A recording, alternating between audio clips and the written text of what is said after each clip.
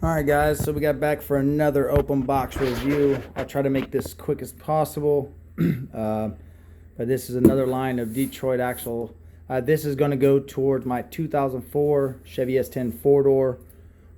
Yes, I still got the Ford, but I'm trying to go to bigger and better project. 2004 Chevy S10 4-doors are a gem. Especially, they got to be in mint condition, which I will show you at the end of this video. That truck, just suspension is shot.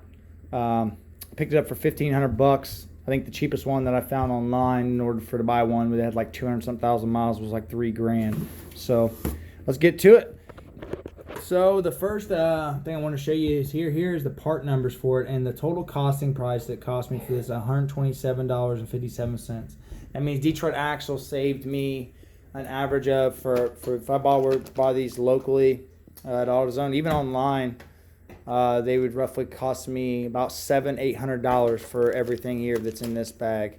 The good quality, good metal, stuff like that. So let's get into it. Alright, so the first one is, it's going to be the first part number. This should be the left driver's side upper control arm. There's the bushings.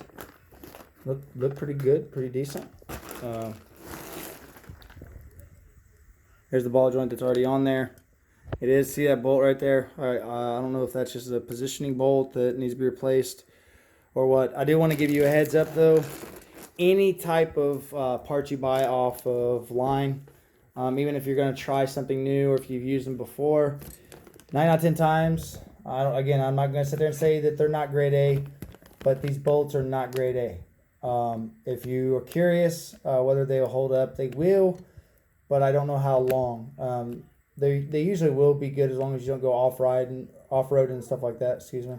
But if you want to replace these for your own conscience and you feel like these are, cheap bolts, you can go to your local hardware store, just take that bolt in there, size it up, go from there. I recommend to get the grade A ones, stainless steel, the ones that don't rust. So in the future, if you need to take them off, you ain't got to use a cutting wheel to get it off. But this should be the left. This also comes with a, yep, there's the nut right there. Oh, there it is. That will go on with that with a lock nut. Also comes with a grease fitting, which is very nice. That should be that one. This should be the right upper passenger side number. If not, I know it's one or the other. Again, I'm not sitting there saying that this is all grade A material when it comes to these additional, like your castle bolt, your copper, your fitting that goes in here. Other than that, like I said, you can get all this stuff locally, whether it's at your AutoZone, your Advance, your O'Reilly's. You'll be able to replace those if you need to. By the way, Cotter Pin.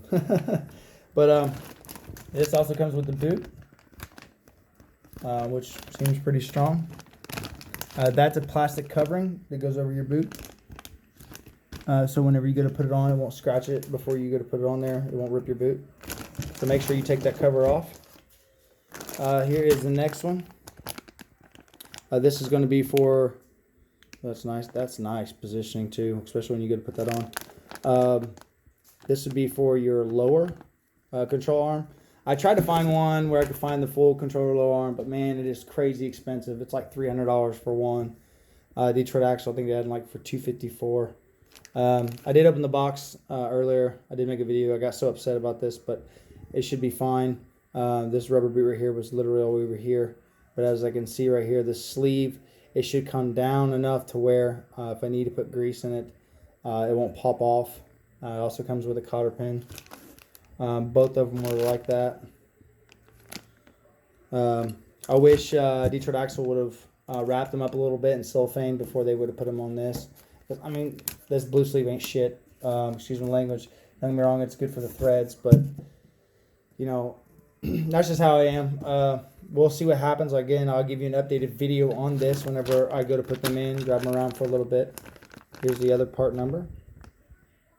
This is going to be for your, where are they at? I think it's going to be for this right here.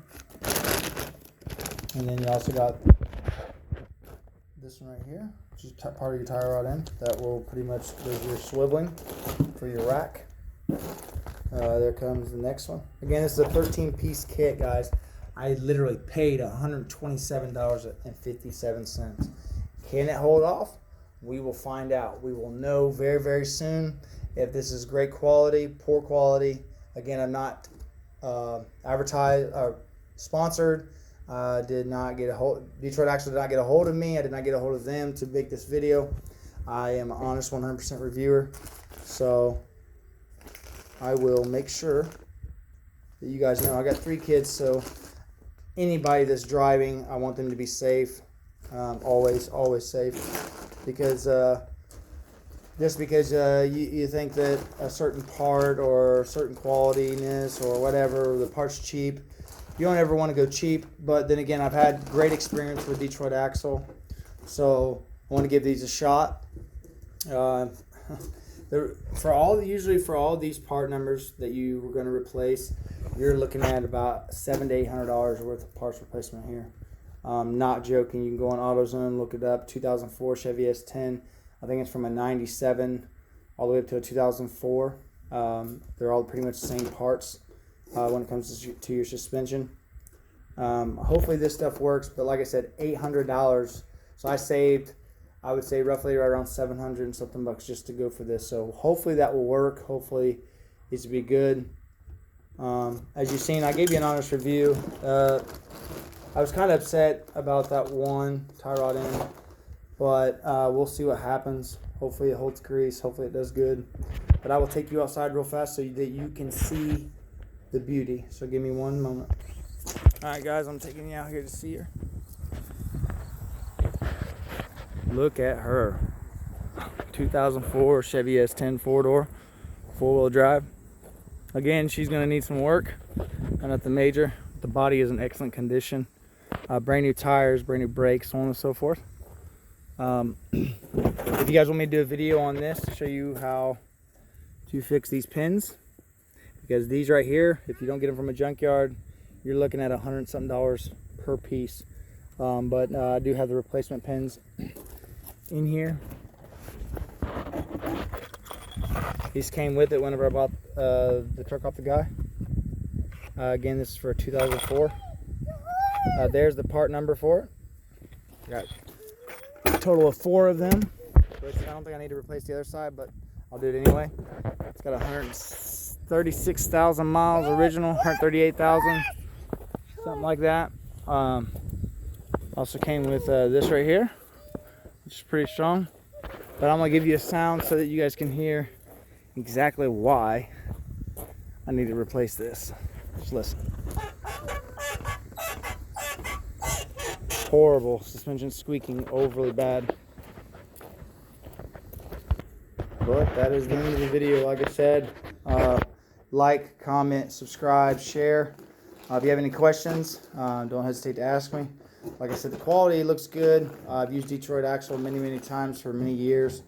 I just usually only use them for odds and end type stuff, never for suspension. So this is the first time I've used them for that. But here again is the part numbers and the total cost that I paid. I went on eBay and got these. Usually I get their brand off of their DetroitAxle.com brand, but they didn't have the kits on there, so I had to go through eBay. You can also go through an Amazon and do it too. I will give you guys an update as soon as I put them on. Hopefully, I'm hoping to be great quality. So this is the open box review of the Detroit Axle. Again, I'm not sponsored by Detroit Axle whatsoever, which would be nice. But this is an honest review from me. So like I said, have a good one, guys.